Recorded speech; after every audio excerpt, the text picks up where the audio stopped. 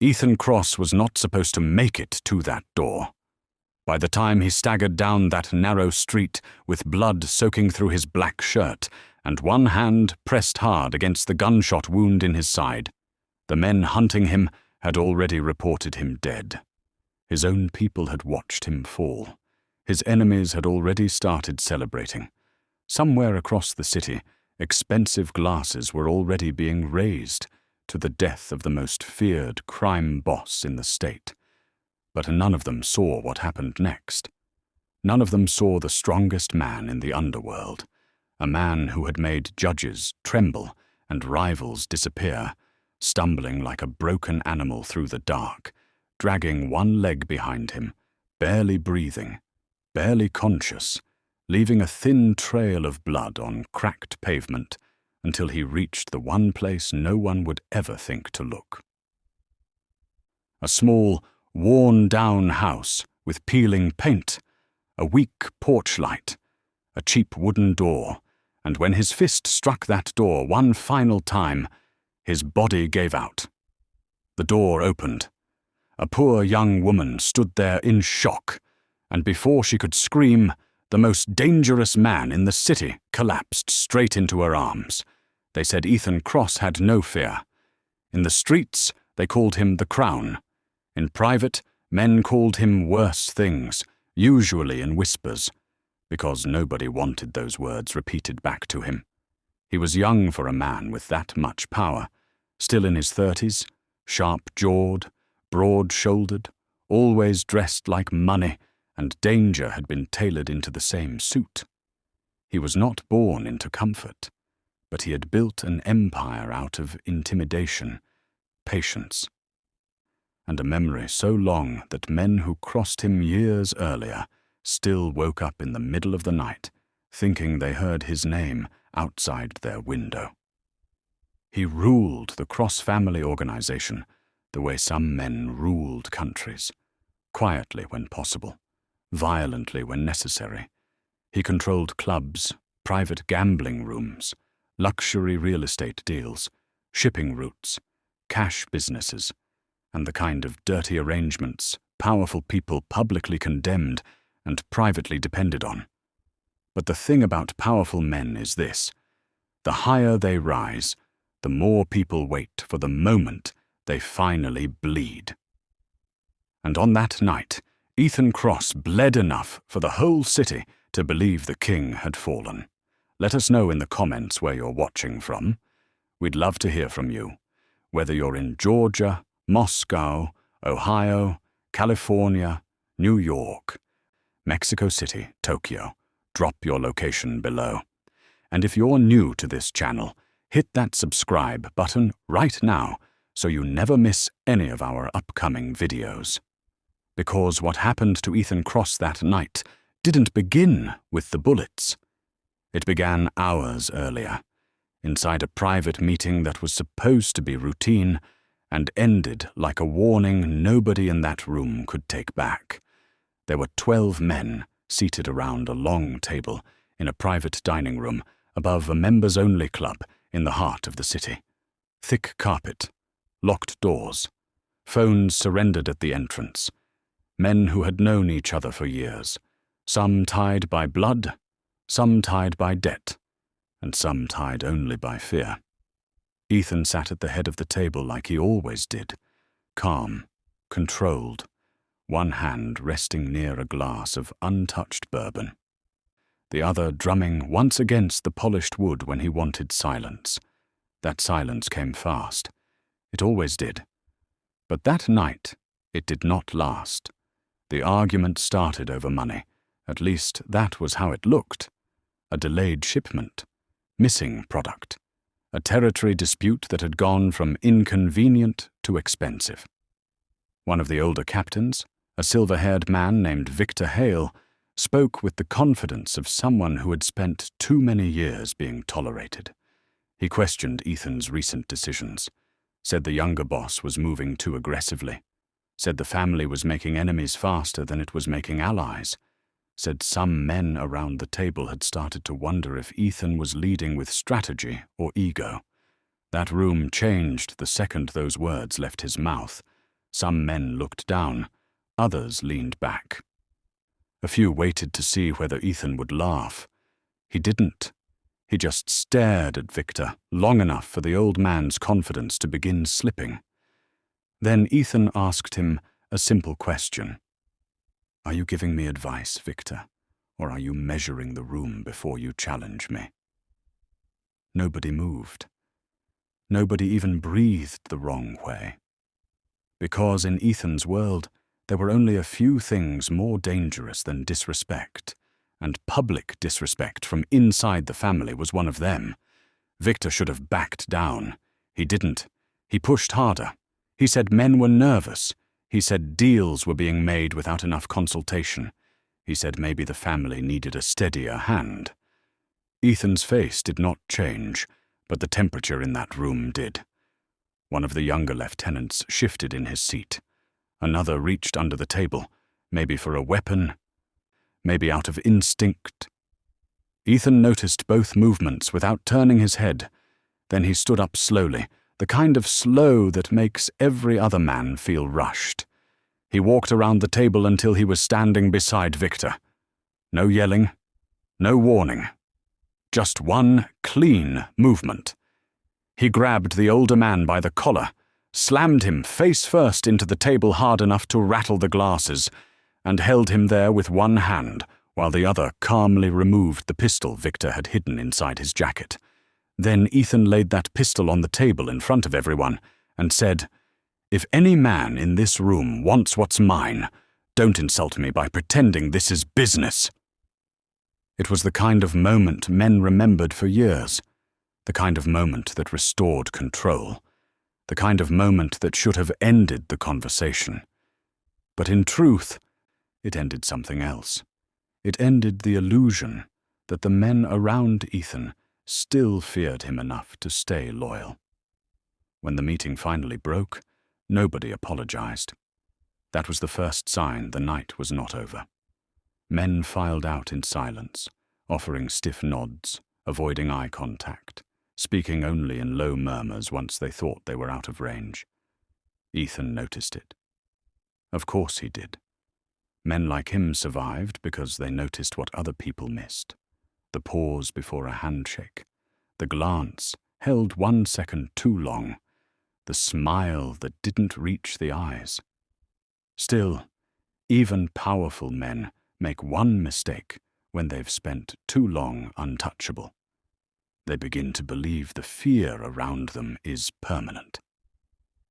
Ethan left the club with 4 trusted bodyguards and his longtime right hand, Mason Reed, a man who had been at his side for nearly a decade.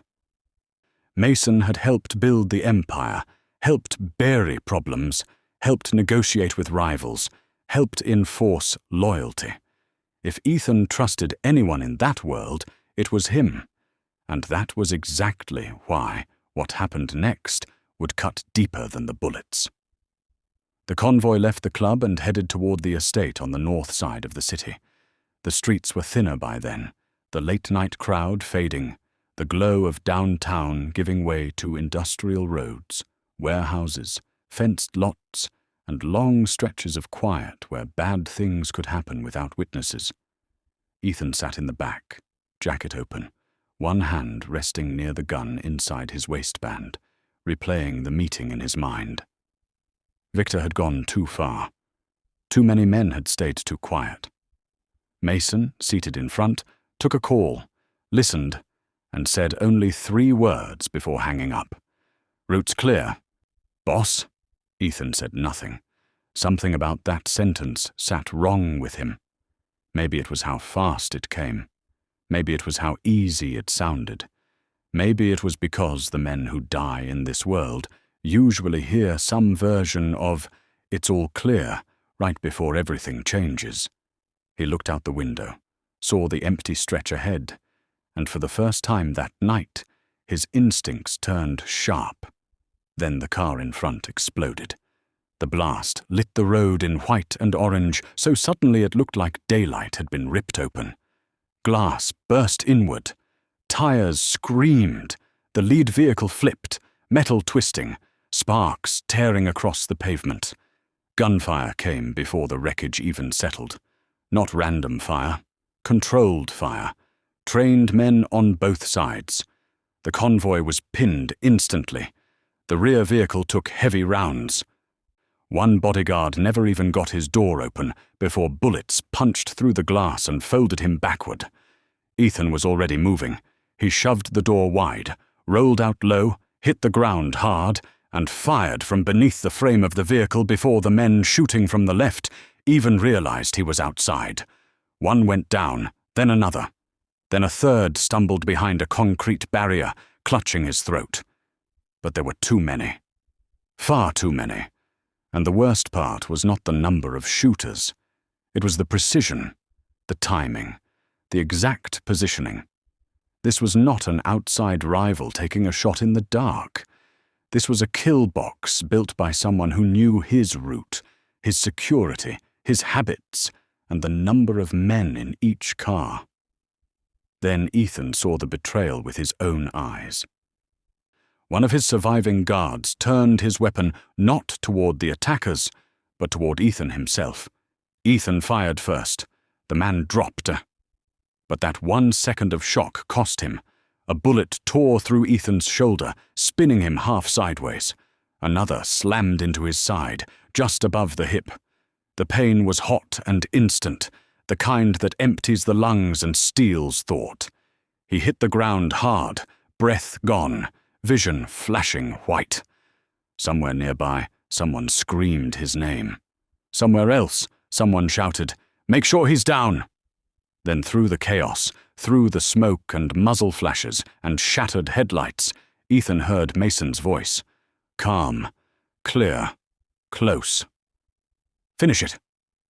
That was the moment the whole world narrowed.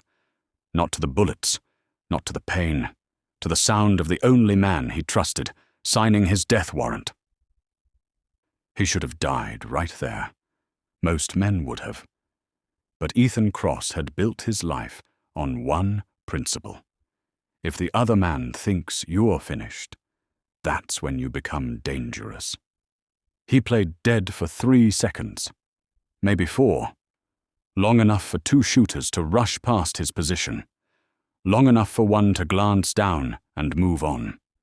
Then Ethan came up firing from the ground, emptied half a magazine into the legs and stomach of the closest man, ripped the second shooter down with a shot to the throat, and used the confusion to drag himself behind the burning wreckage of the lead car. Flames were rising fast. One of the attackers shouted that the boss was hit. Another shouted back that nobody could survive that much blood loss. Mason gave the order to sweep the ditch line and the tree line. That told Ethan 2 things. First, Mason wanted the body confirmed. Second, he was scared enough to need proof. That fear would matter later, if Ethan lived long enough to make it matter. He moved because stillness meant death. His shoulder was numb, his side felt torn open, and every breath came shallow and wet. He stripped off his jacket, jammed the fabric hard against the wound in his side, and crawled first, then dragged himself, then forced his legs under him. Every step after that was ugly. He crossed a drainage ditch, slid down loose dirt, nearly blacked out, then kept moving. He knew those roads. He had bought half the land around them through shell companies years ago. He knew there was an older residential strip not far from the industrial edge, a forgotten block of cheap homes where the city had stopped investing and most people had stopped looking. If he could make it there, he could disappear for an hour, maybe 2. That was all he needed. Not to win, just to survive. Men like Ethan understood something most people never do. Survival is not always about strength. Sometimes it is about becoming small enough to be overlooked. That was when he saw the porch light, one weak yellow glow at the far end of a quiet street. A small house, tucked between 2 darker ones, its paint weathered, its front steps uneven. A flower pot cracked near the railing. It looked like the kind of place powerful men never notice. unless they're there to buy the whole block and tear it down. Ethan stumbled toward it, his boots scraping, one hand leaving a dark smear against the side of the porch as he caught himself. He knocked once. Too soft. No answer. He hit the door again, harder this time. Then a third time, and the world tilted. Locks clicked. The door opened just enough for a young woman to look out, and for one strange, suspended second, both of them froze. She was beautiful in the kind of way expensive women in his world never were. No designer dress, no calculated smile, just tired eyes, soft features, and the kind of natural grace that comes from surviving hard years without letting them harden you. She looked at the blood, then at his face, then at the gun in his hand, and every reason in the world told her to slam that door. Instead, she caught him as he collapsed. Her name was Claire Bennett, and up until that moment, the most dangerous thing in her life had been overdue rent and the landlord who liked to remind her of it.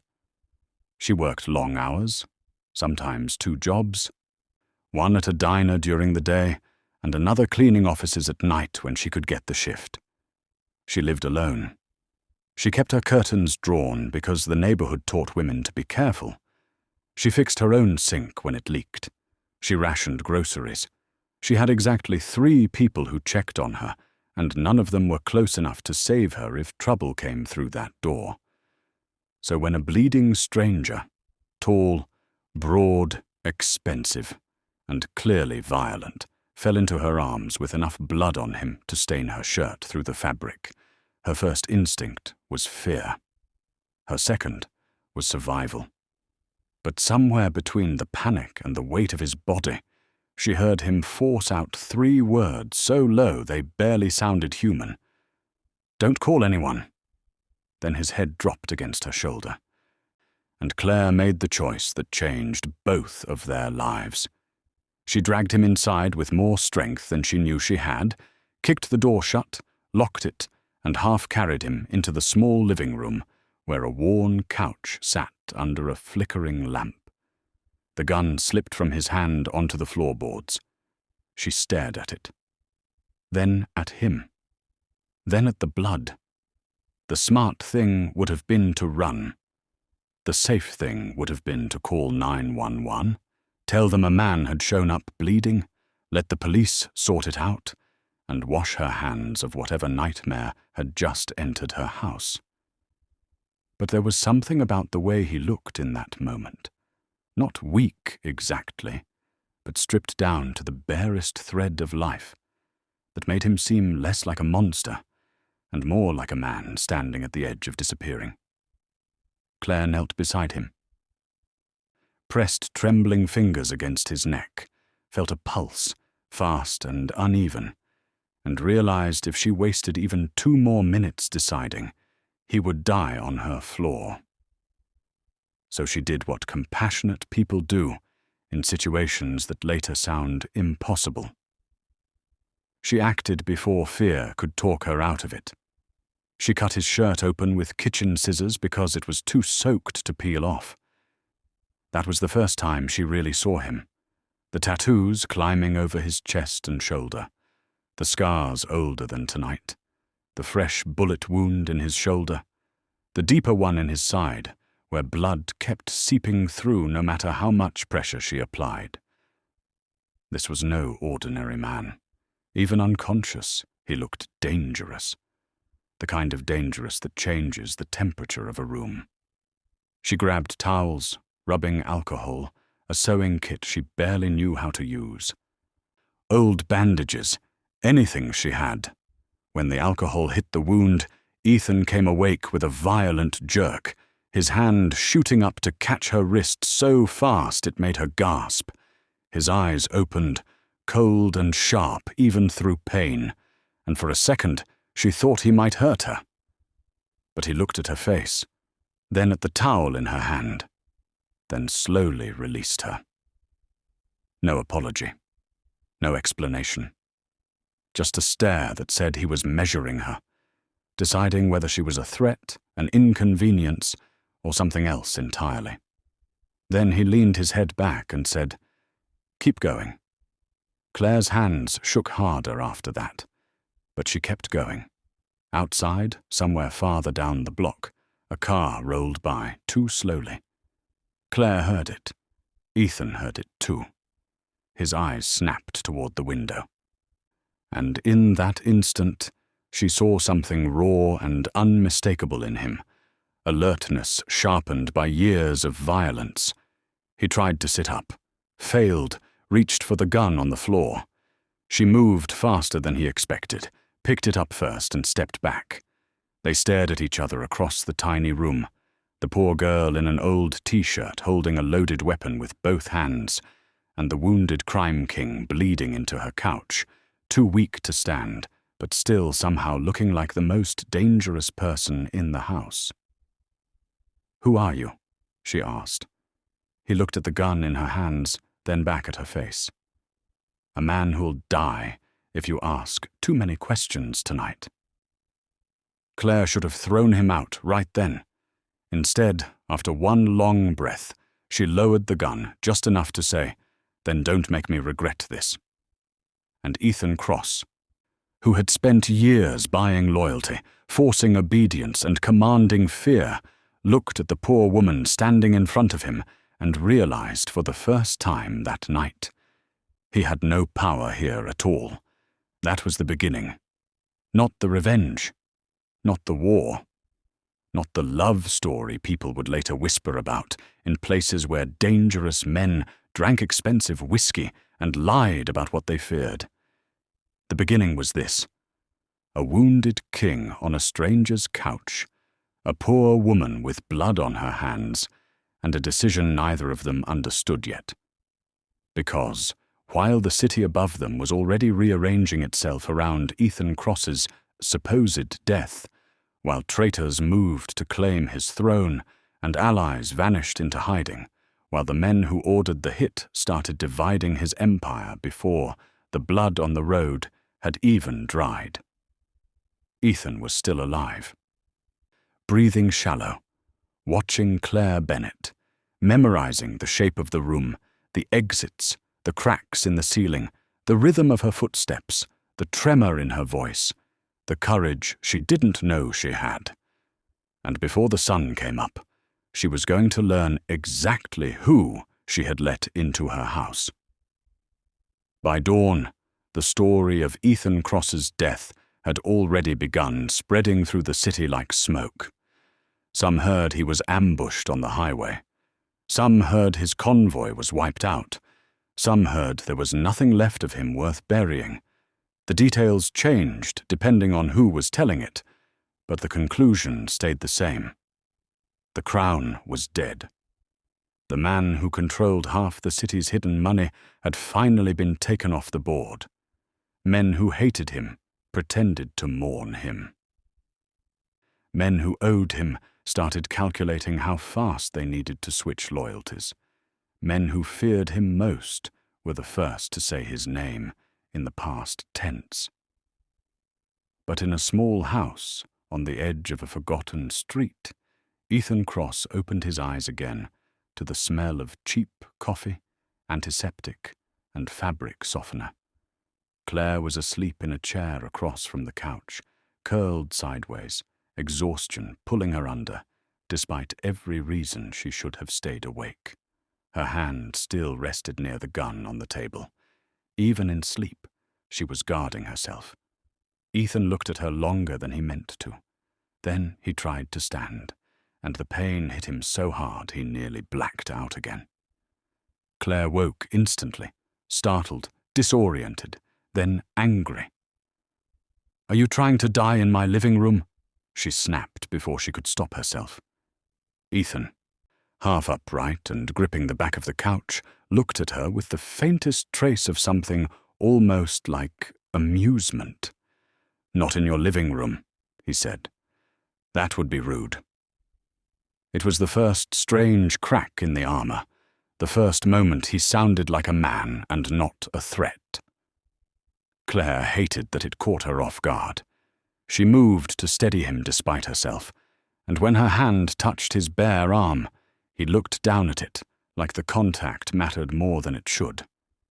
She helped him sit, checked the bandage, saw fresh blood soaking through. "You need a hospital," she said. "No hospitals," he answered immediately. "Then you need someone who knows what they're doing." "No doctors?" "You're impossible." "I'm alive." Claire stared at him, furious now because he was making survival sound like arrogance. "For the moment," she said. And there it was again, that dangerous pause between them, the one that would keep returning long before either of them was ready for what it meant. Ethan needed to disappear, but disappearing is hard when half the city is searching for your corpse. He asked for a phone. Claire refused. He asked for a mirror. She handed him one. He looked at his own reflection, pale under the stubble, jaw tight, blood dried at his temple, eyes still sharp enough to make most men step back. He looked less like a king and more like a man who had crawled out of a grave. Good, he thought. Graves are useful. They make people careless. He asked what neighborhood this was. Claire told him. He nodded. He knew it. Old housing, low surveillance, low police response, lots of vacant lots, plenty of people who kept to themselves. A perfect place to vanish if you could survive the first 24 hours. He asked if anyone had seen him come in. Claire said she didn't know. He asked if she had curtains in the back room. She said yes. He told her to move him there. She stared at him like he was insane. "You can barely breathe." "And yet," he said, "I'm still giving orders." Claire wanted to hate him. It would have made everything easier. But as she helped him inch by inch toward the small spare room in the back of the house, feeling the heat of his body, the weight of him leaning against her, hearing the pain he refused to show in the roughness of each breath, she realized something much more dangerous than hatred was already beginning. Concern. And concern, in stories like this, is how disaster gets invited in. By the time the sun fully rose over that worn-out block, Claire Bennett had already broken every rule that had kept her safe for years. She had let a bleeding stranger into her house. She had hidden a loaded gun instead of calling the police. She had stitched wounds she had no business touching. And now she had moved a man she did not know into the back room of her tiny house, where the curtains stayed closed and the floor creaked if you stepped too hard. But what Claire did not understand yet was that the danger in her home was much larger than the blood on her towels or the weapon on her table. The danger was the silence that followed a powerful man's disappearance. Because when men like Ethan Cross vanished, the city didn't rest. It shifted. It listened. It watched. And while Claire was trying to decide whether the stranger in her house was a criminal, a victim, or both, the underworld had already begun carving up his empire, before his body had even been found. In the hours after the ambush, the first people to move were not Ethan's enemies on the street. It was the men who had once stood closest to him. Mason Reed, the right hand who had spent years at Ethan's side, was the first to return to the Cross family estate before dawn. He walked through those front gates with a face carefully arranged into the right kind of grief, the kind that convinces weak men and comforts nervous ones. He met with Victor Hale behind closed doors before sunrise. They did not waste time pretending the attack had failed. In their minds, Ethan was already gone. Maybe his body would be found in a ditch. Maybe it would burn in the wreckage. Maybe it would never be recovered at all. It didn't matter. What mattered was speed. Men who betray kings do not wait around for certainty. They move before loyalty has time to wake up. Orders went out quietly. Certain bank routes were frozen. Certain captains were called in. A few of Ethan's most loyal soldiers stopped answering their phones because they were already dead, and others disappeared because instinct told them the city had changed overnight. By mid-morning, the story was already spreading through private channels. Ethan Cross had been killed in a targeted attack, and leadership would remain stable. Those two words, remain stable, were the kind of lie men used when blood was about to flood the floor. Claire, meanwhile, was trying to keep a stranger alive with pharmacy bandages, painkillers, and whatever dignity she had left. She had not gone to work. She had not answered 2 missed calls from her manager. She had not checked her messages. She barely even looked at the clock. Her whole world had narrowed to the man in her back room, the one who refused to give his real name and still somehow acted like he owned the air inside her house. He was pale, dangerously pale now that the adrenaline had worn off, but his mind remained sharp. Too sharp. He asked questions between bouts of silence. How many neighbors were close enough to hear shouting? Which side of the house faced the alley? Was there another exit? Did delivery trucks stop on this block? Which houses were occupied? Claire answered some and ignored others. Every answer made him look more focused, as if he were already building a map in his head. That unsettled her more than the gun. Wounded men should look desperate. He looked calculating, like survival was not a hope to him, but a task. Still, for all his control, his body was failing him.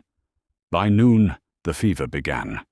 Claire noticed it when she changed the cloth at his shoulder and found his skin burning hot. His breathing had turned heavier, slower in one moment, sharp in the next. He tried to sit up and nearly passed out. She pushed him back down with more force than she intended. "You're getting worse," she told him. "I was shot twice," he answered. "That tends to happen." Claire glared at him, furious because, even half-conscious, he was impossible. "You joke like this is normal." Ethan closed his eyes for a second, jaw tightening against a wave of pain. "For me," he said, "it is." That answer stayed with her longer than she wanted, because people do not say things like that unless violence has been following them for a very long time. She fetched cold water, changed the dressing again, and this time, when she cut away more of the torn fabric near his side, she saw not only the fresh wound, but the old scars around it. Knife marks, a healed bullet line near his ribs, a faint burn scar on his shoulder. This was a man who had been surviving one war after another, long before he reached her door. The problem was, Claire still didn't know whether she had rescued the victim of a crime, or the man responsible for 100 of them. The answer came from the television. She hadn't meant for it to happen like that. She had only turned it on for noise, maybe to quiet her own thoughts while she made coffee in the kitchen. The local station was running one of those mid-afternoon crime segments they like to fill time with, the kind that sounded casual until the name hit her like a blow. "Authorities have not confirmed a body," the anchor said, but multiple underworld sources now claim that organized crime figure Ethan Cross was killed late last night in a violent highway attack that left several dead. Claire froze with the mug still in her hand. The screen showed a photo from some charity gala or press event. Ethan in a black suit, clean-shaven, cold-eyed, looking exactly like the man bleeding in her back room, except stronger, harder, untouchable. The camera on the broadcast zoomed tighter on his face, while the anchor kept talking about suspected gang retaliation, missing vehicles, and whispers of a power struggle already beginning. Claire felt the room go cold around her. She turned slowly toward the hallway. The coffee mug nearly slipped from her fingers, because in that instant, every strange detail made sense. The expensive watch, The scars, the gun, the way he gave orders even while dying, the way fear seemed like a language he had spoken all his life. The stranger in her house was not just dangerous. He was the man people across the city were already calling dead. She walked back to the spare room in a way that felt strangely detached, as if her body had decided to move before her mind caught up. Ethan was awake now, propped slightly against the wall, his face damp with sweat, eyes clearer than they had any right to be. He knew something had changed the second he saw her expression. Claire didn't speak at first. She simply set the coffee down, folded her arms, and stared at him the way people stare at a fire after realizing it's bigger than they thought. Then she asked, "How many people have died because of you?" It was not the question he expected. She could have asked if he was really Ethan Cross. She could have asked why people wanted him dead. She could have screamed, thrown him out, called the police, or demanded money. Instead, she asked the one question that reached past the headlines and struck the man underneath. Ethan looked at her for a long moment, his expression unreadable. Then he said, "Enough." Claire's throat tightened. So it's true. He didn't deny it. He didn't apologize. He simply said, "If you're going to throw me out, do it now. If you're going to call someone, do it before dark. After that, it gets complicated." Claire hated that his calmness made the decision feel heavier. "You lied to me," she said. "I left out the part that gets people killed," he answered. "That's not the same thing?" "In my world, it is." Claire should have thrown him out. Every rational thought she had screamed that at her. Men like Ethan Cross brought police, enemies, blood, and consequences. Men like him didn't step into ordinary lives without destroying them. But when she looked at him sitting there in her spare room, stripped of his tailored suits, stripped of his army, stripped even of the illusion that he was in control, she saw something that made the choice harder than it should have been. She saw exhaustion, not weakness, not innocence. Just the exhaustion of a man who had spent too long expecting betrayal and finally found it where it hurt most. "Who did this to you?" she asked. Ethan gave a humorless smile. "If I knew all of it already, I wouldn't still be here." That was the first honest thing he had said to her that felt unguarded. He knew he had been betrayed. He knew it came from inside. But he did not yet know how deep the knife went. Claire looked away, toward the television in the next room, still muttering about his death, and understood something with sudden, terrible clarity. If the city believed Ethan Cross was dead, then right now, this tiny house at the edge of nowhere held the most valuable secret in the state. And secrets like that didn't stay buried for long. The next few days changed them in ways neither one was prepared for. Ethan was too weak to leave, and Claire, against every instinct that should have protected her, kept helping him. She brought him medicine from 3 different stores, so no one would notice a pattern. She used cash where she could. She skipped work and lied to her manager about food poisoning. She pulled the spare room curtains tighter and moved a dresser in front of the window that faced the alley. She washed blood from towels in small batches and hung them indoors so the neighbors wouldn't see. Every practical thing she did pulled her deeper into his world. Every hour he remained alive inside her house made it harder to imagine turning him in. At first, they spoke only when necessary. "Water. Bandages. Move slower. You're bleeding again." But survival has a strange way of creating intimacy, especially when 2 people are forced into close spaces with nowhere to run from the truth of each other. It happened in small moments. Claire sitting beside the bed with a needle and thread, trying to restitch a dressing, while Ethan clenched his jaw hard enough to show the muscle in his face, her hand trembling, his hand covering hers once, just once, to steady it. "You'll miss," he said quietly. "Then stop moving," she snapped. He almost smiled. Another time she brought him soup she clearly did not have enough money to be making for anyone else, and he noticed she lied about already eating. He pushed the bowl back toward her and told her to split it. She refused. He insisted. It became a pointless argument. Neither of them understood, mattered until later, because what they were really fighting over was not food. It was control. It was pride. It was the fact that for the first time in years, Ethan Cross was in a room with someone who didn't care who he was, didn't fear his money, and didn't obey him simply because he was used to being obeyed. Claire argued with him, mocked him when he acted impossible, told him when he was being arrogant, told him when he was being reckless. And Ethan, who had ended men for less disrespect than she gave him before breakfast, found himself listening. That unsettled him more than the betrayal. Mason's treachery had hurt, yes, but it fit the world Ethan understood. Power breeds hunger. Hunger breeds betrayal. He had always known that. But Claire was different. Claire should have been afraid of him.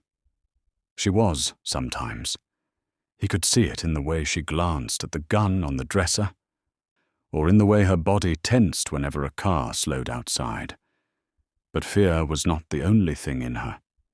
There was compassion, too, and anger, and an unexpected steel beneath all that softness. He noticed her hands first. Small hands, but rough around the fingers from work. He noticed how she tucked loose hair behind one ear when she was concentrating. He noticed how she sat with one knee folded under herself in the chair beside him when she was too tired to pretend she wasn't exhausted. He noticed she always locked the back door twice. He noticed she jumped at loud knocks even before he arrived. He noticed she had learned long ago how to live carefully.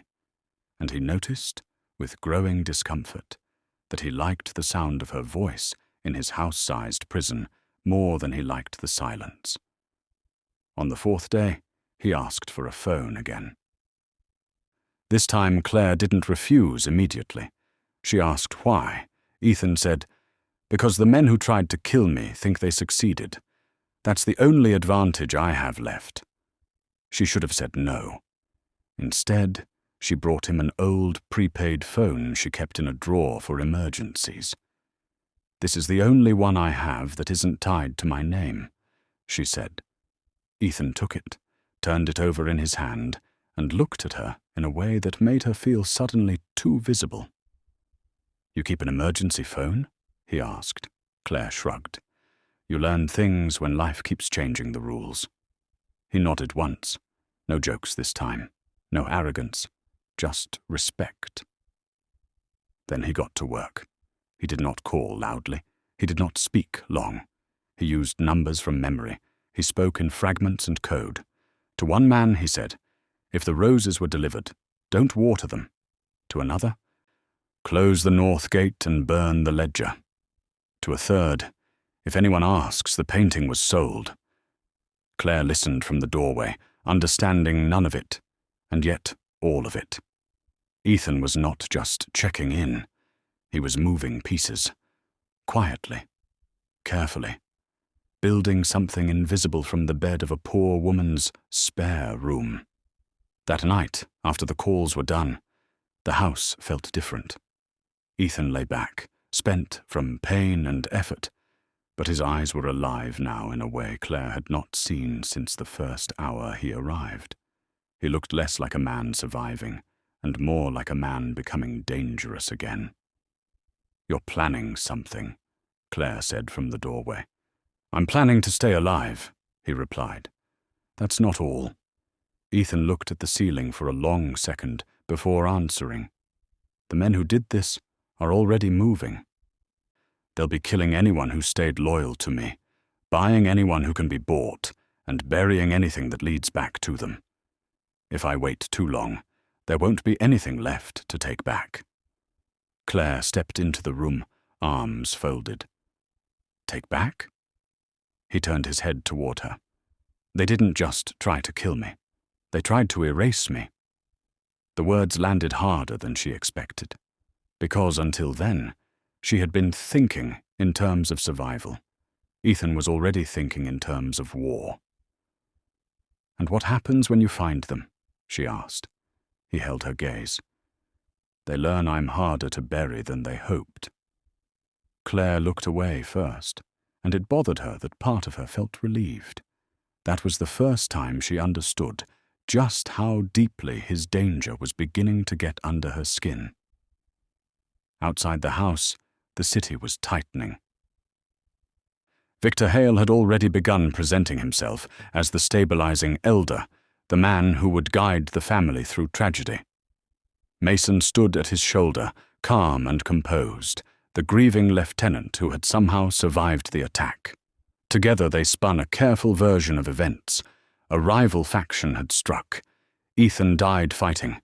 The family would endure. It was all very convincing to the men who wanted to believe it. But not everyone did. There were whispers. Some said Mason's story changed depending on who asked. Some said Victor had moved too quickly to freeze accounts Ethan alone controlled. Some said a few loyal captains were missing. One was found in his car with 2 bullets in his chest. Another never made it home from a meeting he was told would be private. Organized crime history is full of stories like that. Failed or successful hits on powerful bosses rarely end with one death. They trigger cascades of suspicion, retaliations, and sudden disappearances, just as law enforcement and historians have documented in multiple real mob power shifts over the decades. But the men behind those shifts often make the same mistake. They focus on controlling the throne and forget to make sure the king is truly gone. Claire felt the pressure of that mistake before she fully understood it. A dark sedan rolled past her street twice in one afternoon. Maybe coincidence. Maybe not.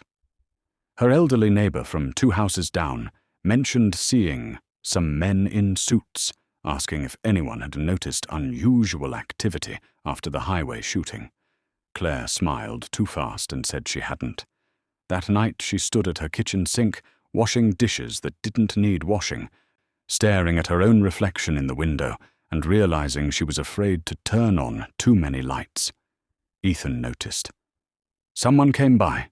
he asked from the doorway of the spare room, now able to stand longer, though still not fully steady. Claire didn't ask how he knew. A neighbor said some men were asking questions. Ethan's expression changed in an instant, every trace of weariness replaced by calculation. "What did you tell her?" "Nothing." "Did she see me?" "No." "Did anyone see you buying medicine?" Claire hesitated. That was enough. Ethan stepped closer despite the pain, and the proximity hit her harder than it should have. "Claire," he said, low and serious, "if anyone connects you to me, they won't ask twice before coming through that door." She swallowed. "Then maybe you should leave." He held her gaze for a long beat. "If I leave too soon, they'll follow the blood trail straight back here. Anyway." That answer chilled her because she knew he was right. Later that same night, with the house finally quiet, Claire found him standing in the kitchen in the dark, shirtless, one hand braced against the counter, the moonlight catching the lines of old scars and new bandages across his body. He was drinking water slowly, like every movement still cost him. She should have turned around. She should have given him privacy. Instead, she stood there, caught between embarrassment and something warmer, something far more dangerous. Ethan noticed her immediately. Of course he did. He always seemed to know when she entered a room. "You should be sleeping," she said. because it was safer than saying what she was really thinking. "I tried," he answered. "And?" "Your house makes too many noises." Claire almost laughed despite herself. "It's old." Ethan looked around the tiny kitchen, the chipped cabinets, the cracked tile, the little table with one leg that wobbled if you leaned too hard. "It's honest," he said. The word surprised her. That's not a compliment people usually give this place. People who notice only price miss the point. Claire looked at him differently after that, because for one fleeting second, the man everyone feared sounded less like a tyrant and more like someone who had been hungry once, too. That was the night the tension between them crossed a line neither of them named. Claire moved closer to check the bandage at his shoulder, because it had shifted, and Ethan did not step back. Her fingers brushed his skin. He inhaled once, slowly. She felt it. The space between them shrank. His hand lifted, almost as if to touch her face, then stopped halfway, his jaw tightening as though he hated himself for the impulse. Claire's heart pounded so hard she was sure he could hear it. "You should sit before you rip the stitches again," she whispered. Ethan's eyes stayed on hers. "That concern is getting expensive." Claire forced a breath. "I haven't sent you the bill yet." That almost smile again, the one that made him look younger, more dangerous somehow, because it hinted at the man he might have been if life had not sharpened him into a weapon. He sat finally. She rewrapped the bandage in silence. But the silence was no longer safe. It was charged now. Every brush of her hand felt too deliberate. Every second too long. And when she finished, she stepped back too quickly. As if distance could undo whatever had just passed between them. It couldn't. The next morning, Ethan asked her something no one had ever heard him ask without a price attached. "What did you want before this?" Claire frowned. Before what? Before surviving became the whole plan. She stared at him, caught off guard by the question. No one asked her things like that. Not really. Men asked what shift she worked, how late she stayed out, whether rent was due, whether she was free after midnight, whether she needed overtime. Nobody asked what she wanted. "I don't know," she said after a long silence. "Maybe a little shop. Flowers, maybe. Something small. Quiet. Something that didn't make me feel like one bad week would ruin everything." Ethan listened as if the answer mattered. "Flowers," he repeated. "That doesn't seem like your world." Claire gave him a tired smile. "That's the point." Ethan looked at her in a way that made her pulse skip. "You deserve a world that doesn't punish softness." She looked down immediately, because if she kept looking at him, she might forget every reason he was dangerous. But the truth had already settled between them. The feared Ethan Cross had begun seeing her. And being seen by the wrong person can be more intoxicating than being desired by the right one. By the 6th day, Ethan could walk without nearly collapsing. He moved carefully, still favoring his side, but the strength was returning, and with it came the first signs of the man he had been before the ambush. His voice sharpened, his posture changed, his calls became more deliberate. One of his hidden loyalists finally reached him through a secure chain, and the news was bad. Victor Hale was consolidating control. Mason was coordinating cleanup. Several of Ethan's financial routes had been frozen. A few captains were waiting to see which side would win. Worse, a memorial gathering was being planned at the family estate. Not a funeral. A gathering. A performance. An event where grief would be staged and loyalty reassigned. Ethan listened without interrupting, then ended the call and sat very still. Claire had come to understand that stillness. It was more dangerous than anger. "How bad?" she asked. Ethan looked at the floor for a second before answering. "They're not just replacing me," he said. "They're trying to make sure the idea of me disappears too." Claire felt something tighten in her chest. "Can they do that?" Ethan lifted his eyes to hers. "Only if I stay dead." That afternoon, everything nearly broke. Claire had gone out for groceries, choosing a different route than usual, cutting through 2 side streets and paying cash. When she came back, there was a man parked half a block away in a dark sedan, sunglasses on, pretending to read something in his lap.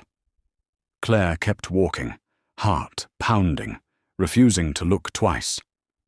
She got inside, locked the door, and leaned against it so hard it shook. Ethan was already up. "Who?" he asked. "I don't know." "Did he see you react?" "I don't think so."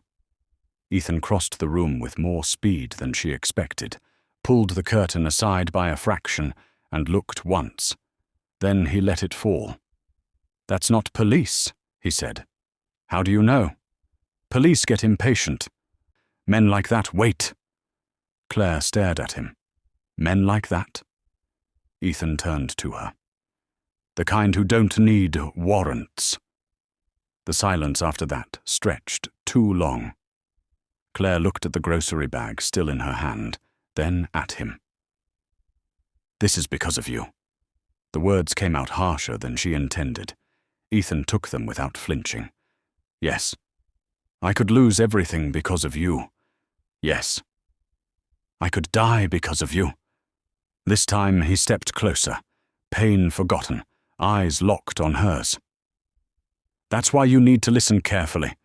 If I tell you to run, you run. If I tell you to get down, you get down. If I tell you not to open this door for anyone, you don't." Claire's anger rose to meet his intensity. "You don't get to command me in my own house." Ethan's voice dropped. "Then let me put it another way. I am trying very hard not to let you become collateral for the fact that I'm still breathing." It was the first time he admitted it out loud. Not that he cared. Not fully. But enough. Enough for the air between them to change. Claire looked at him, really looked at him, and saw the truth he was trying not to show. The powerful man who terrified half the city was afraid of one thing now. Not death. Not losing money. Not even losing power. He was afraid that the woman who had opened her door to him would be punished for it. That realization did something dangerous to her. It softened her where she should have stayed hard. It made her step closer when distance would have been safer. "Then heal faster," she said, her voice quieter now. Ethan looked down at her mouth before catching himself. "I'm working on it."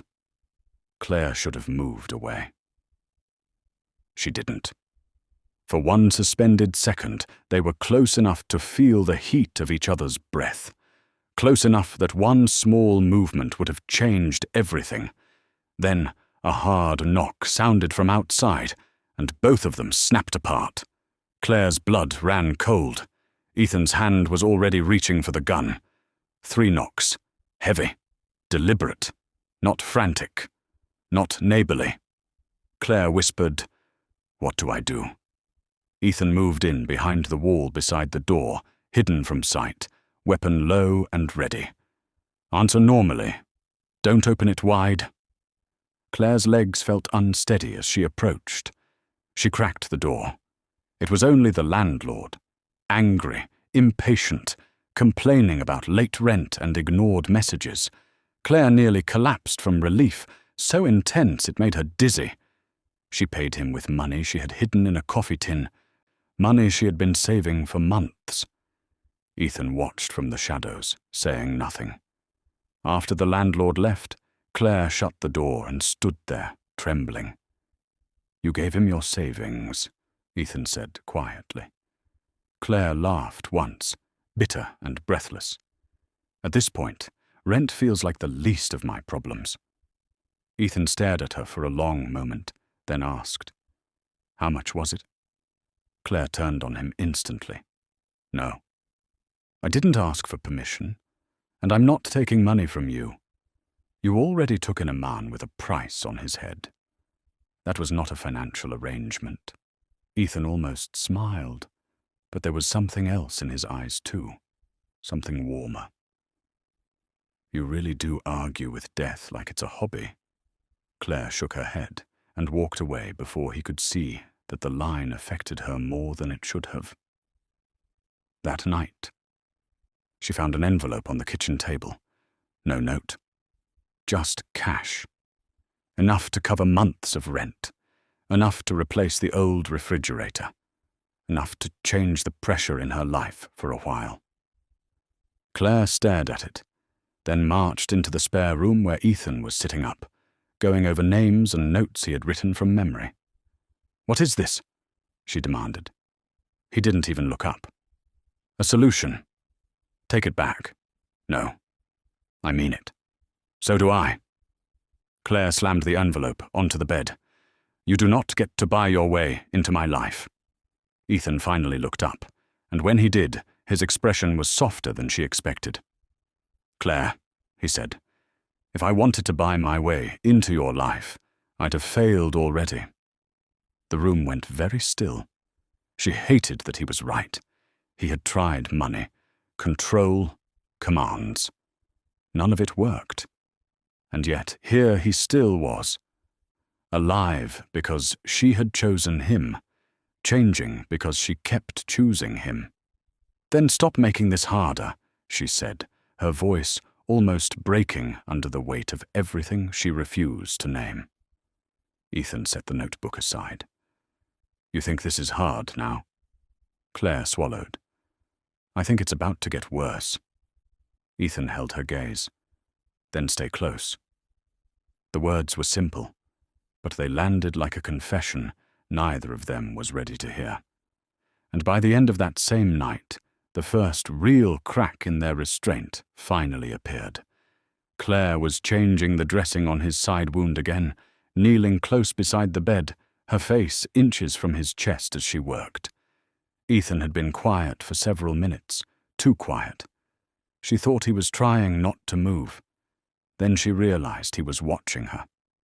Not casually, not absent-mindedly. Watching her the way a starving man watches the only thing in the room he shouldn't reach for. "What?" she asked without looking up. "Nothing. You don't stare at nothing like that." Ethan's voice dropped. "You shouldn't be this close to me." Claire's hands paused against the bandage. "I'm changing your dressing." "That's not what I mean." Her pulse kicked hard. Slowly she lifted her eyes to his. The space between them seemed to narrow on its own. Ethan's hand came up, this time not stopping halfway. His fingers touched a strand of hair near her face, brushing it back with a tenderness so out of place on a man like him that it made her breath catch. "Claire," he said, and her name in his mouth sounded like something dangerous and intimate all at once. "If you keep looking at me like that, I'm going to forget I'm supposed to leave." Claire should have stood up. She should have stepped away, finished the bandage, and reminded herself that this was Ethan Cross, the man the city feared, the man whose enemies were circling her house, the man who could destroy her life without even trying. Instead, she whispered the one thing that made everything worse. "Then maybe don't leave yet." That was the moment the line disappeared. Ethan moved first, but not fast. Never fast. He gave her time to pull away, and somehow that made it harder. His hand cupped the side of her face, rough palm against soft skin, and when he kissed her, it was not the reckless hunger she had braced for. It was restrained, almost careful. The kind of kiss that felt dangerous precisely because of how much force was being held back. Claire's hand went to his shoulder before she remembered the wound and jerked away. Ethan caught the breath she lost in a low, rough sound that sent heat through her like a shock. When they broke apart, neither one spoke. They just stared at each other, both suddenly aware that nothing in that house would ever feel simple again. Ethan's forehead touched hers for one brief second, and in a voice so low it was almost lost, he said, "This is a bad idea." Claire's answer came before caution could stop it. "Then stop kissing me like you mean it." Ethan looked at her as if she had just lit a match in a room full of gasoline. But before either of them could do anything more, before the second kiss, before the confession neither one wanted to admit was already forming, headlights swept across the front of the house. Both of them froze. Ethan was on his feet a second later, pain forgotten, eyes sharp, gun already in his hand. Claire's heart slammed against her ribs. The lights didn't move on. They stopped, engine idling, doors opening outside. More than one. Ethan looked at Claire, every trace of tenderness gone, replaced by the ruthless focus that had kept him alive this long. "Get down," he said. "Now." And in that instant, Claire understood the terrible truth of what she had done. She had not just hidden a wounded man. She had hidden a king, and the men who wanted his throne had finally come to collect the body they thought they lost. The first shot shattered the front window before Claire could even fully drop to the floor. Glass burst inward in a violent spray, cutting across the couch, the rug, the wall, the fragile little space she had spent years trying to keep intact. The second and third shots followed so fast they sounded like one hard burst, punching through wood and plaster, tearing through the cheap frame of the front door as if the house itself had suddenly become paper. Ethan moved with the kind of speed pain should have stolen from him. He grabbed Claire by the arm, pulled her low behind the kitchen counter, and in the same motion fired twice through the dark toward the front of the house. A man outside cried out. Another shouted. Then came the unmistakable sound of boots spreading around the sides of the property. They were not there to threaten.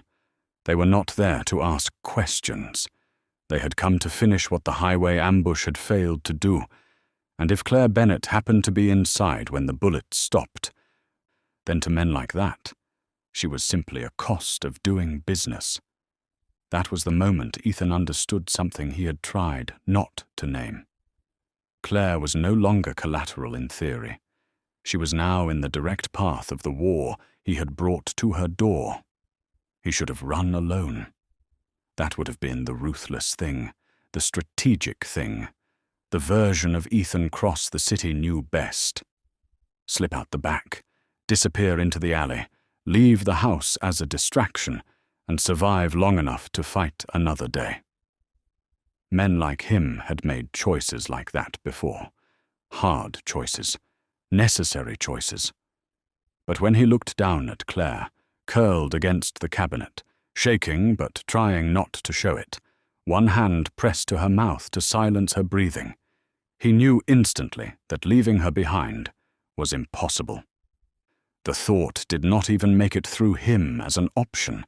That terrified him more than the gunfire, because the moment a man like Ethan Cross begins placing someone else above survival, he creates a weakness his enemies can smell. He fired again, forcing the shooters near the porch to duck, then looked straight at Claire and spoke in the flat, controlled tone people use when panic is trying to claw its way in. "Listen carefully. When I move, you move. Stay behind me. Don't stop. Don't look back. If I push you, you keep going." Claire's eyes locked on his, wide with fear, and something else now too.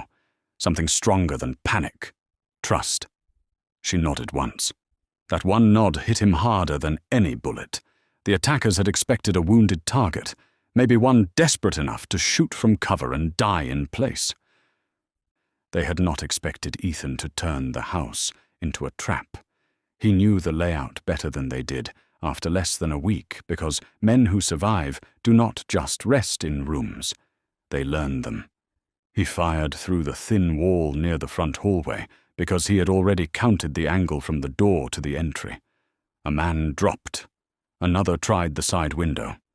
Ethan put 2 rounds through the frame and sent him crashing backward. Then came the rear. The kitchen door shook once under a hard hit, then again. Someone was trying to breach from the back. Ethan shoved Claire toward the narrow hallway. "Bedroom! Window!" She moved, ducking low, feet slipping on debris, heart pounding so hard she thought she might collapse. Ethan turned and fired through the kitchen door just as it burst inward. The first man through took a round high in the chest and fell against the threshold. The second stumbled in behind him, gun raised, but Ethan was already on him, too close for clean shooting. They crashed into the small kitchen table, wood splintering, chair legs snapping, both men straining, grunting, trying to control the weapon between them. Ethan's side wound tore again, hot pain ripping through him, but pain meant nothing now. The attacker got one hand on Ethan's throat. Ethan drove the pistol into the man's jaw, fired once, and the body went limp at arm's length. Claire was at the bedroom window, trying to force it open, when another shot cracked through the wall near her head. Plaster exploded across her hair and shoulder. She screamed before she could stop herself. That sound changed Ethan. Men who later spoke about what happened that night would say they had never seen him like that. Not even in the old days. He moved with a violence that no longer looked tactical. It looked personal. He crossed the hallway in 2 strides, grabbed Claire, shoved her flat beneath the window, and fired through the opening toward the alley. A silhouette dropped. Another vanished behind the fence. "Can you climb?" he asked. Claire looked at the narrow opening, the broken latch, the drop into the overgrown patch behind the house, and managed a breathless, "I think so." Ethan kicked the lower frame until the rotted wood gave. "Think faster." Even then, even with bullets punching through the walls around them, he still sounded like Ethan. That strange steadiness did more for Claire than comfort ever could. She climbed through first, scraping her hands, catching her knee, almost falling into the weeds. Ethan followed more slowly, landing hard enough to nearly buckle. Claire turned to help him, and in that second, the bedroom behind them erupted with gunfire. If either of them had hesitated one heartbeat longer, they would have died where they stood. They ran because there was nothing else left to do. Through the alley first, then over a chain-link fence, Ethan nearly tore open with sheer force, then between 2 darkened buildings, across a narrow service road, and into the back lot of an abandoned laundromat Claire had passed 1,000 times without ever thinking it might one day become part of her escape route. Ethan kept one hand on her wrist almost the entire time, not dragging her exactly, but refusing to let her vanish even for a second in the dark. Behind them, engines started. Men were shouting. Someone had spotted movement near the alley. Ethan swore under his breath and changed direction instantly, cutting toward a drainage corridor that ran behind the block and led toward older service tunnels beneath the industrial district. He knew the city like a predator knows territory. Claire could barely keep up, lungs burning, shoes slipping, mind still trying to understand how her life had gone from unpaid bills and double shifts to running through the dark with a bleeding Mafia boss while armed men hunted them like animals. "Ethan," she gasped, the name coming out before she even realized she had said it aloud to him for the first time. He looked back just long enough to hear it, and something flashed across his face even then. Then he pulled her forward harder and said, "Stay with me." They made it to the service tunnel because luck, instinct, and Ethan's brutality aligned for just long enough. The opening was hidden behind a rusted maintenance gate, hanging off one hinge, the kind of place homeless men sometimes used for shelter and city crews forgot existed until a pipe burst. Ethan had used those tunnels years earlier for things Claire did not want to imagine. Tonight, they became sanctuary. The air inside was damp, metallic, close. Claire bent over with her hands on her knees, trying not to choke on her own breath. Ethan listened at the entrance for several long seconds, then eased the gate nearly shut and finally let himself lean against the concrete wall. Only then did Claire see how bad he looked. The bandage at his side was soaked again, darker now, and his face had gone almost grey under the grime and sweat. "You're hurt," she said stupidly, because the obvious is what people say when terror steals better words. Ethan let out a short, strained breath that might have been a laugh if it had belonged to anyone else. "You noticed." Claire's hands were shaking as she pressed them to his wound. "You're bleeding through everything." Ethan's eyes stayed on the tunnel entrance. "I'll live." "That's not enough anymore." The words came out before she could stop them.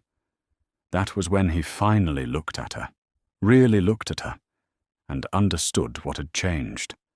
This was no longer a woman helping a stranger survive out of decency. This was Claire, frightened and furious and breathless in the dark, terrified of losing him. And for the first time since the ambush, Ethan Cross felt something close to fear that had nothing to do with death. One of his remaining loyalists found them an hour later because Ethan still had networks buried where even traitors could not reach them. The man's name was Daniel Mercer, older than Ethan by 10 years, a former military contractor turned family fixer, one of the very few people in the organization Ethan had trusted with tasks too delicate for anyone else. Daniel arrived alone in an unremarkable sedan. No luxury, no obvious tale, no wasted words. He took one look at Claire, then at Ethan's condition, and understood immediately that the situation was more complicated than a simple extraction. He did not ask questions. Men who survive around bosses like Ethan know when curiosity becomes dangerous. They drove without headlights for the first several minutes, cutting through old industrial roads, doubling back twice, switching routes 3 times, until the city lights thinned and the road climbed into the hills beyond the outer suburbs. Claire sat in the back with Ethan beside her, one arm braced against the seat, the other pressed hard to his side. Every few minutes he checked the mirrors, checked the road, checked Claire, as if he could not stop confirming she was still there. She could feel the heat of him, the tension in him, the constant readiness that never truly switched off. And yet when the pain surged and his hand slipped, it was her fingers he reached for without thinking. The Safehouse was not what Claire expected.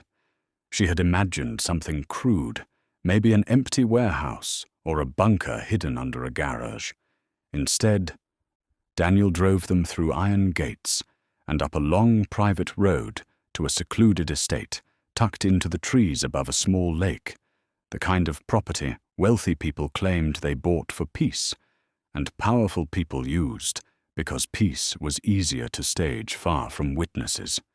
The house itself was old stone and dark glass, elegant without trying, expensive in the kind of way that made ordinary people instinctively lower their voices. Claire stared at it as Daniel opened the door for her, still in shock from the attack, from the tunnel, from the simple fact that Ethan Cross apparently had places like this scattered across the world as if safety could be purchased and hidden. Ethan caught her expression, even as he stumbled getting out of the car. "This isn't where I live," he said quietly. "That's not comforting," Claire answered. If he noticed the tremor in her voice, he did not mention it. Daniel got Ethan upstairs to a locked suite where a discreet doctor, one not tied to hospitals or paperwork, arrived within the hour and worked without questions. Claire waited outside the room with blood dried on her sleeves and glass still caught in the hem of her pants, staring at a painting she could not remember 5 seconds later. When the doctor finally came out and said, "He'll live if he stops trying to be invincible," Claire nearly cried from relief, so sharp it embarrassed her. That was the moment Daniel understood the truth before Ethan ever said it. He found Claire in the kitchen later, standing barefoot on cold stone, holding a glass of water she hadn't drunk. "He doesn't bring people here," Daniel said. Claire looked at him, defensive instantly. "I didn't ask to be brought anywhere." Daniel gave a small nod. "That's probably why." He was not mocking her. If anything, he sounded almost weary, like a man who had seen powerful men fall for the wrong things at the wrong time before. "You should know what you're standing in the middle of," he continued. "Victor Hale is moving to take permanent control. Mason Reed is running his enforcement. There's a memorial gathering tomorrow night at the Cross Estate. It's supposed to be public enough for allies to see unity, private enough for enemies to understand the new order. Anyone who matters will be there." Claire swallowed. "And Ethan?" Daniel looked toward the stairs. "Ethan will decide whether to stay dead or walk back into his own funeral." The words landed like ice. Because in that instant, Claire understood the scale of what was coming. This was no longer about hiding. This was no longer about healing.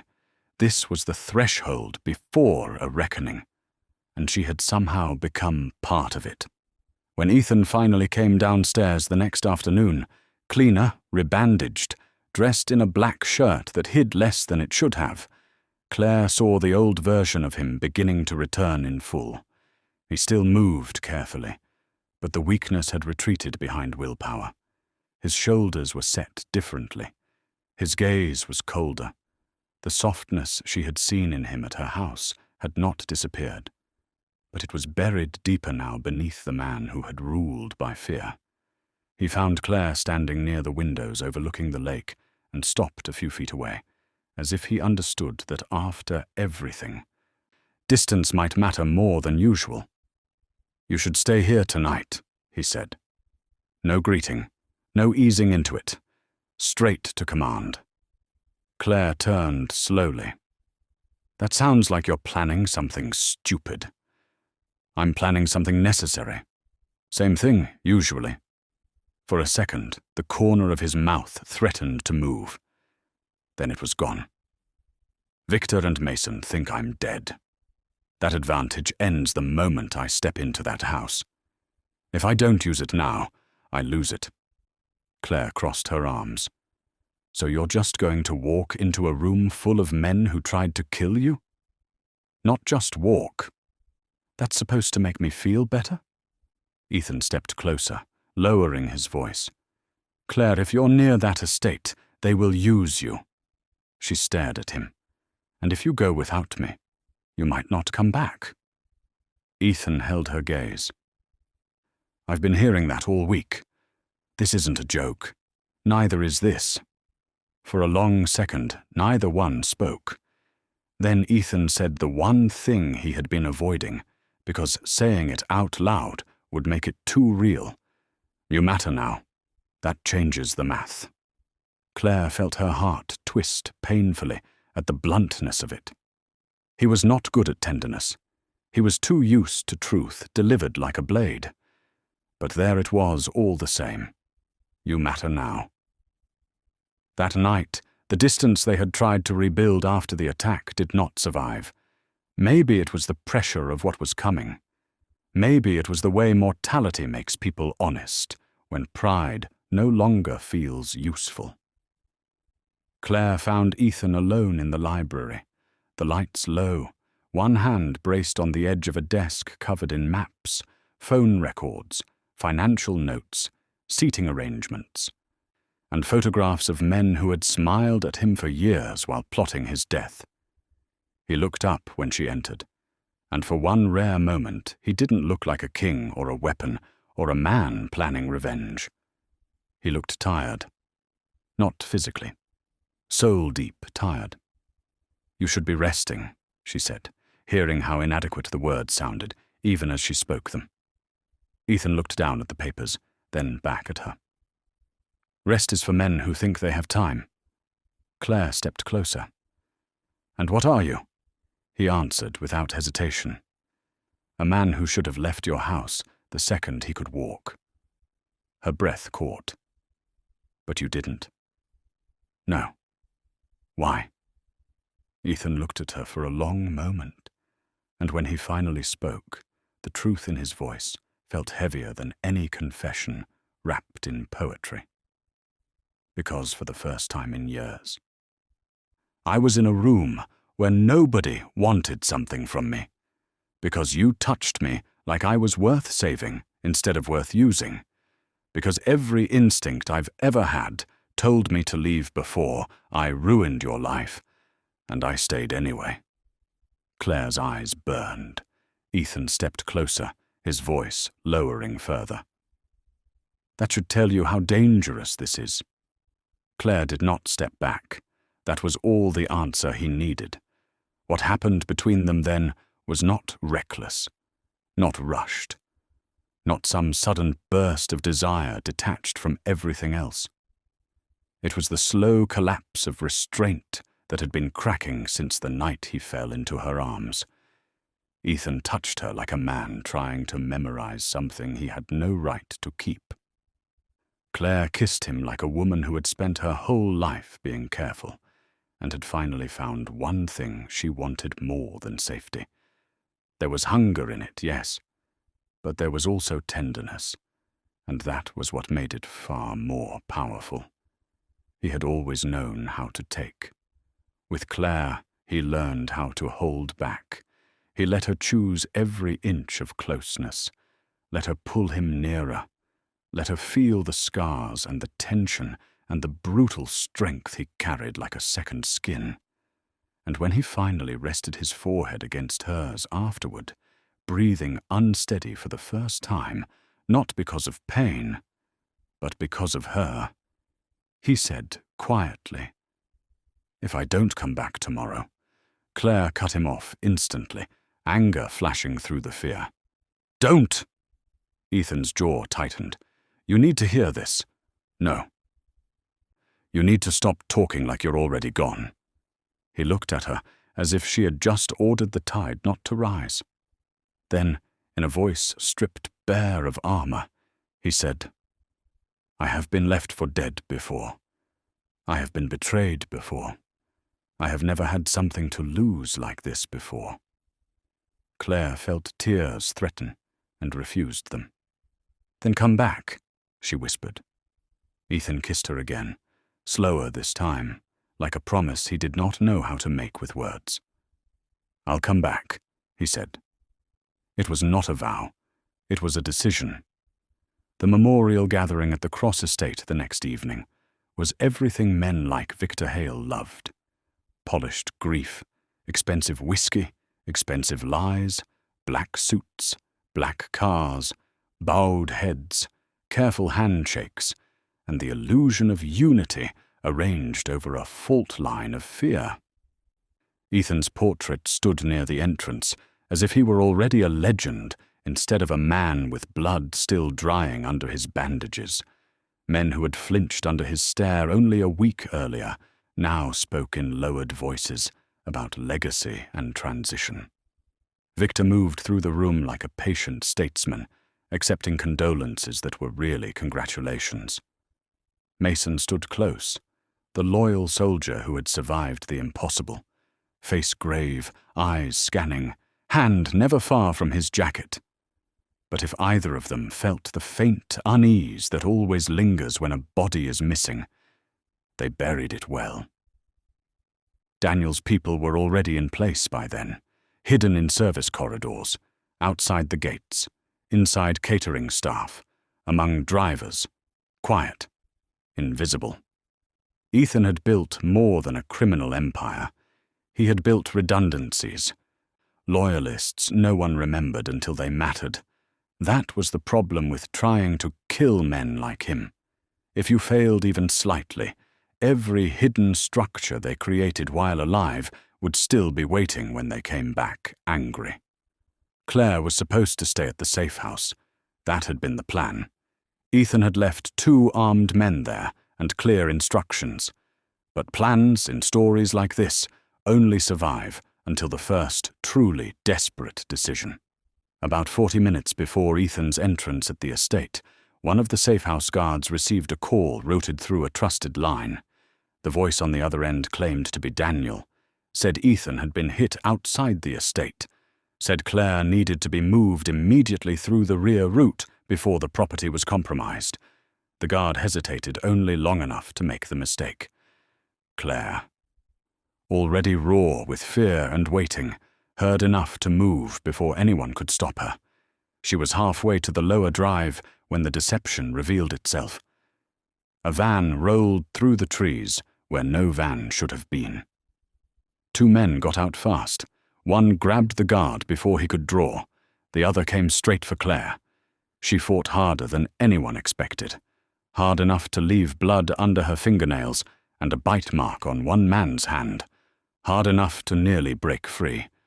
But they were prepared, and preparation beats courage when the numbers are wrong. By the time Daniel realized what had happened, Claire Bennett was already gone, driven not away from the estate, but toward it. Inside the Cross mansion, Victor raised a glass and began speaking about leadership, legacy, sacrifice, and the need for order after tragedy. Men nodded. Some sincerely, some because that is what men do when they are waiting to see who survives the night. Then the main doors opened, not loudly, not dramatically, just enough to stop the room. The kind of silence that falls only when every instinct in every body suddenly recognizes the impossible. Ethan Cross stood in the doorway alive, dressed in black, shoulders squared, face harder than any portrait could capture, eyes fixed on the men who had buried him in whispers before his blood had dried. For one suspended second, nobody moved. Victor's hand froze around the glass. Mason's expression emptied. Somewhere in the back, one older captain actually crossed himself. Ethan took a few slow steps into the room, and when he finally spoke, his voice carried without effort. You should have checked the body. That was all. He did not need more. Panic did the rest. Men reached for weapons. Ethan's loyalists stepped out from places no one had noticed. Guns appeared from beneath serving trays, behind curtains, from the line of drivers outside, suddenly moving inward. The room erupted into shouted orders, overturned chairs, shattered glass, and the instant collapse of every lie Victor had spent a week constructing. Mason was the first to recover enough to move. He reached for his gun with the same efficient calm he had shown on the highway. But Ethan had been waiting for that exact motion. He fired first, a single shot that tore through Mason's forearm and sent the weapon spinning across the floor. Mason staggered, staring at the blood with disbelief, as if the man he had condemned to death was somehow violating the natural order by standing there. Ethan crossed the distance between them, faster than anyone expected, from a man still healing.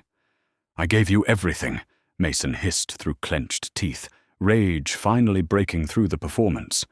You gave me work, Ethan said coldly. I wanted the future. Ethan's expression did not change. Then you should have built your own. He struck Mason hard enough to send him into the edge of a table, then turned his weapon toward Victor before anyone else could intervene. Tell them, Ethan said. Victor, still trying to maintain composure, lifted his chin. You were becoming reckless. The family needed stability. Tell them the truth. Victor's mouth tightened. You were becoming impossible to control. There it was. Not strategy. Not principle. Control. The oldest motive in organized power struggles, whether in mob families, cartels, political machines, or corporations wearing cleaner suits.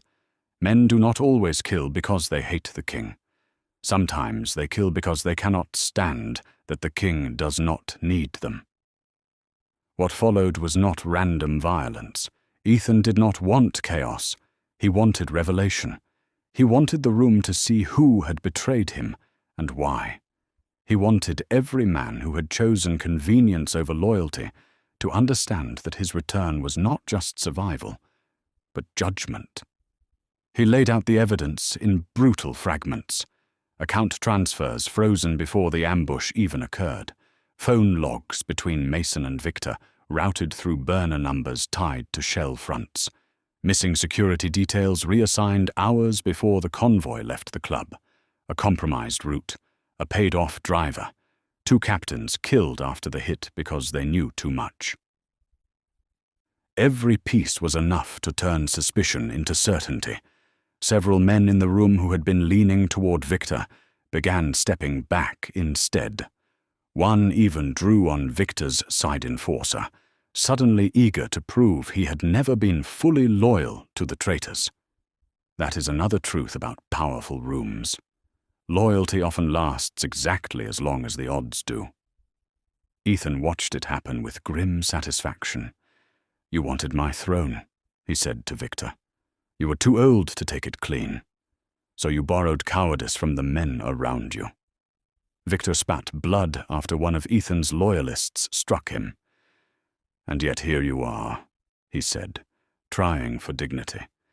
"Alive only because someone weaker than you made a mistake." Ethan's eyes went cold in a way that made even his own men tense. "No," he said quietly. "I'm alive because someone better than all of you opened a door." That was when the final move was played. A side door opened near the rear of the hall, and 2 men dragged Claire inside with a gun pressed hard against her neck. For the first time since entering the room, Ethan's composure cracked. It was small, almost invisible to most, but every truly dangerous person in that room saw it immediately. His shoulders locked. His breathing changed. His eyes snapped to her with a fury so raw it looked like he might tear the whole house apart with his hands. Claire looked terrified, pale, wrists bruised, hair disheveled, but she was conscious and fighting to stay steady. Victor saw Ethan's reaction and smiled for the first time since the doors opened. There it was. Proof. The mighty Ethan Cross had brought a heart into a gunfight. "There she is," Victor said, voice hoarse but triumphant. "The girl from the house, the little secret, the reason you're slower than you used to be."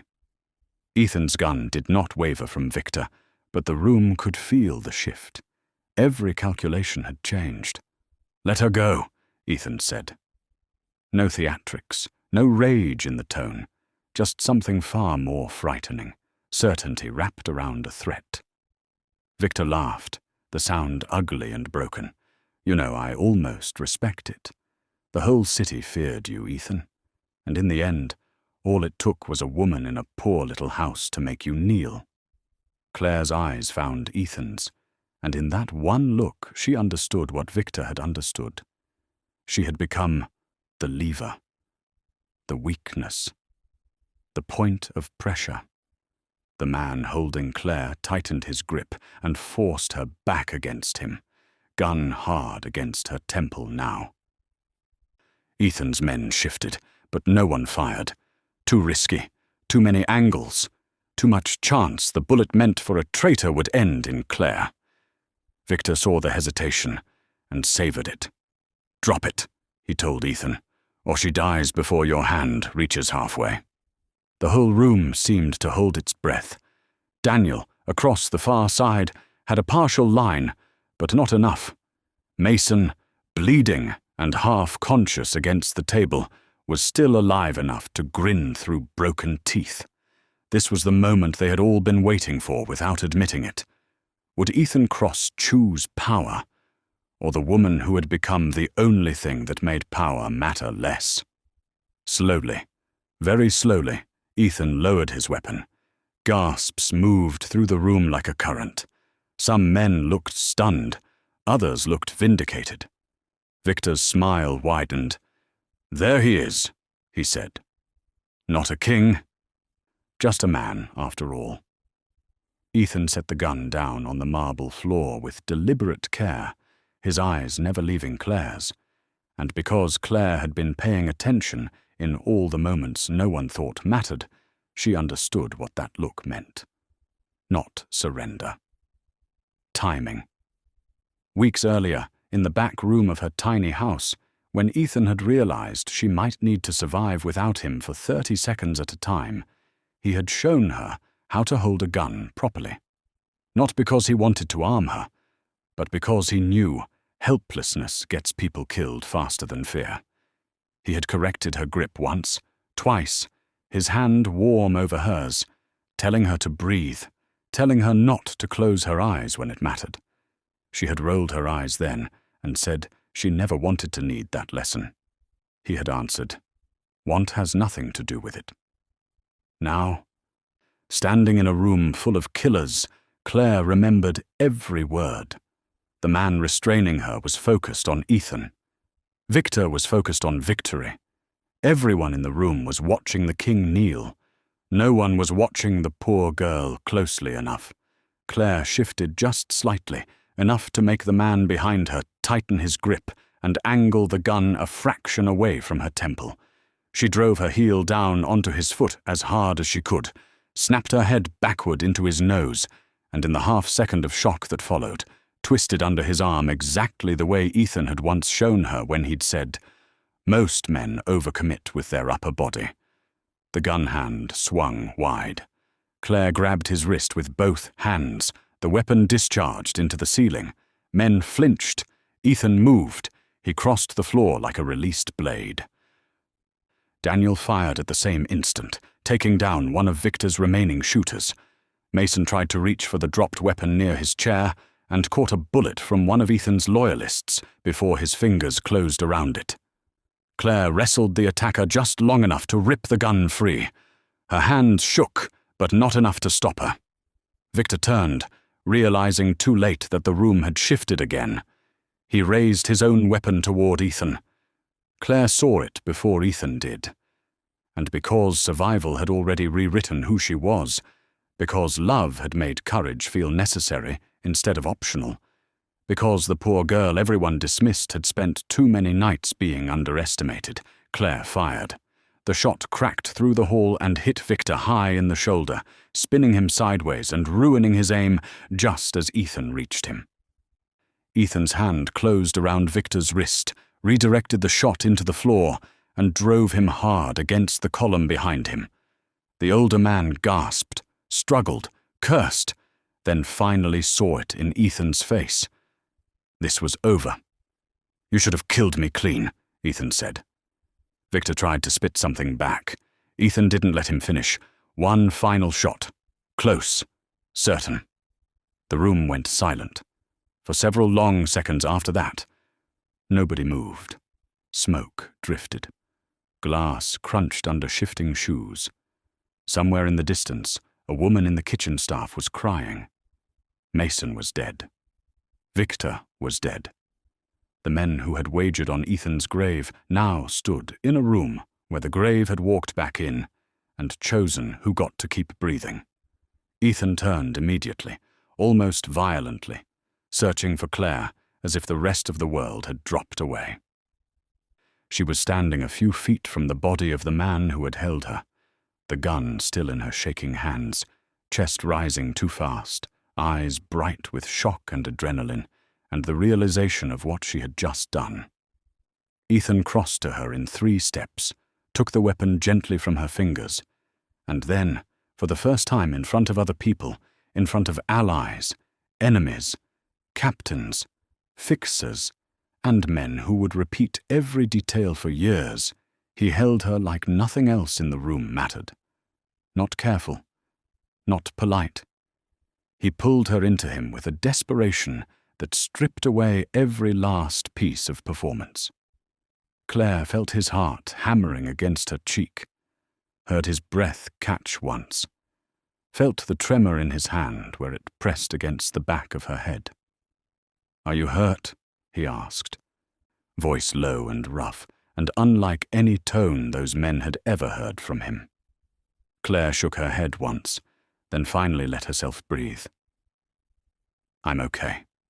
Ethan leaned back just enough to look at her face, as if confirming it with his own eyes. "You shouldn't have been here." Claire gave a shaky, furious little laugh. "I'm noticing that seems to happen a lot around you." The room watched them in stunned silence, because in underworld politics, power is often maintained by mystery, and Ethan had just shattered his own. He had shown them exactly what Victor had tried to exploit. But he had also shown them something else, something even more dangerous. The woman in his arms was not a weakness that had broken him. She was the reason he had survived, the reason he had returned, and the one person in the room brave enough to stand in the middle of blood and betrayal and still choose him. Ethan knew what those men were thinking, because he had spent his life reading rooms like weather. So he did what great predators do when they sense uncertainty. He defined the truth before anyone else could. He turned with Claire still beside him, one arm around her, and faced the remaining captains. "Look carefully," he said, voice steady now, carrying through the ruined hall. "The men who tried to kill me thought this woman would make me weak. They were wrong.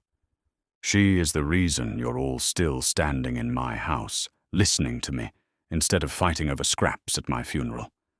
No one interrupted. No one dared. Ethan's gaze moved from face to face. "Anyone who has a problem with that can say it now." Silence. Total, immediate, obedient silence. That silence told Claire more about his world than any story ever could. She looked at the men who had once terrified entire neighborhoods, and one by one they lowered their eyes first. What happened after the blood dried was, in some ways, quieter than the violence that came before it. The cross-organization didn't collapse. In fact, it hardened. Ethan moved quickly, because men who survive coups do not get sentimental afterward.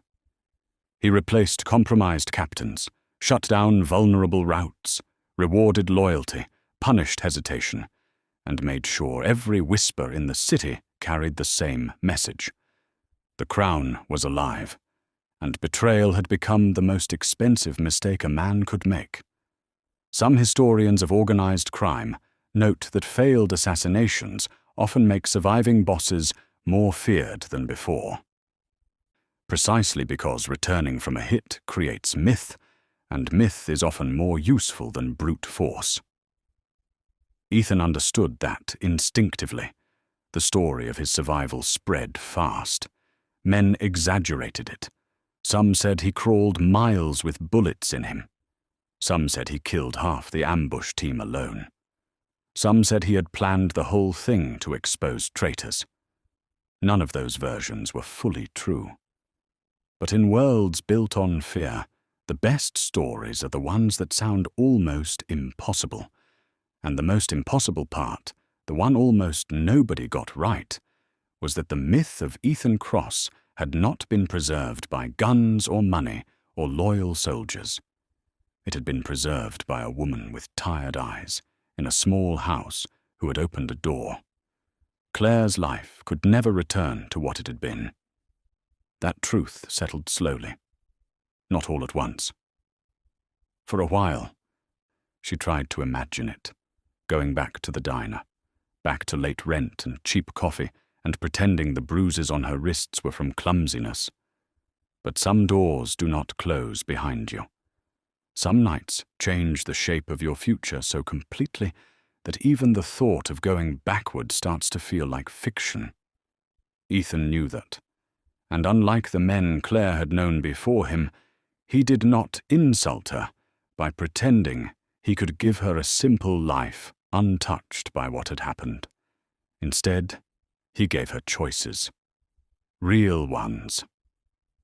"You can leave," he told her a few days later, in a private room high above the city, the skyline stretching beyond the glass, like a world that had never known her name.